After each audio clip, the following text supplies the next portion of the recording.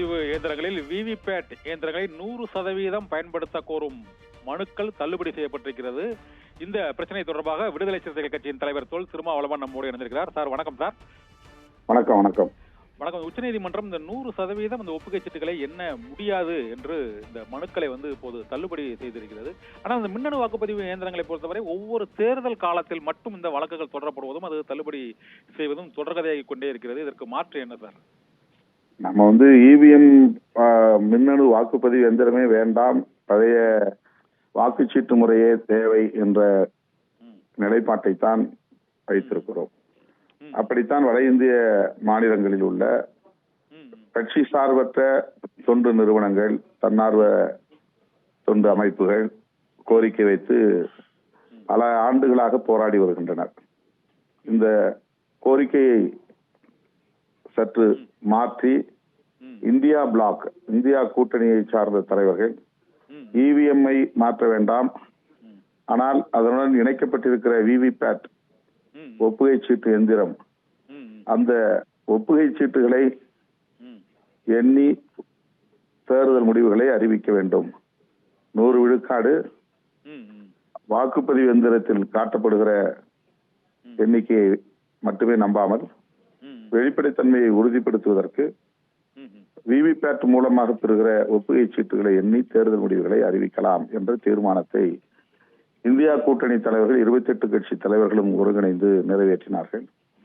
அந்த கோரிக்கையைத்தான் விடுதலை சிறுத்தைகள் வலியுறுத்தி இருக்கிறோம். இன்றைக்கு பலரும் அந்த கோரிக்கையை வலியுறுத்தி உள்ளனர். அந்த அடிப்படையில் வழக்கு தொடுக்கப்பட்டு வழக்கு விசாரணைக்கு வந்து மிகுந்த ஆவலோடு நாம் எல்லோரும் காத்திருந்த வேளையில் இப்படி ஒரு ஏமாற்றத்தை அளிக்கும் தீர்ப்பை உச்சநீதிமன்றம் அளித்திருப்பது உள்ளபடியே அதிர்ச்சி அளிக்கிறது. விவிபேட் எந்திரம் ஒவ்வொரு மின்னணு வாக்குப்பதிவு எந்திரத்தோடு இணைக்கப்பட்டிருக்கிறது. எத்தனை லட்சம் மின்னணு வாக்குப்பதிவு எந்திரங்கள் உள்ளனவோ அத்தனை லட்சங்களுக்கு இணையாக விவிபேட் எந்திரங்களும் உள்ளன. எல்லா வாக்காளர்களுக்கும் ஒப்புகை சீட்டு உடனுக்குடன் சில நொடிகளில் அந்த வாக்குப்பதிவு செய்யும் நேரத்திலேயே பார்க்க முடிகிறது. அவற்றை சேமித்து அவற்றை எண்ணி தேர்தல் முடிவுகளை அறிவிக்க வேண்டும் என்பதுதான் கோரிக்கை. இதில் அரசுக்கு எந்த கூடுதல் செலவுக்கும் வாய்ப்பில்லை.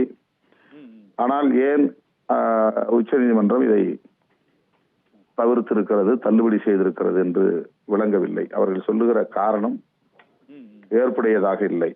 ஒரு அமைப்பின் மீது இப்படி சந்தேகத்தை எழுப்பக்கூடாது என்று சொல்லுவது ஏற்புடையது அல்ல. இது வெறும் சந்தேகத்தின் அடிப்படையில் எழுந்த ஒன்று அல்ல.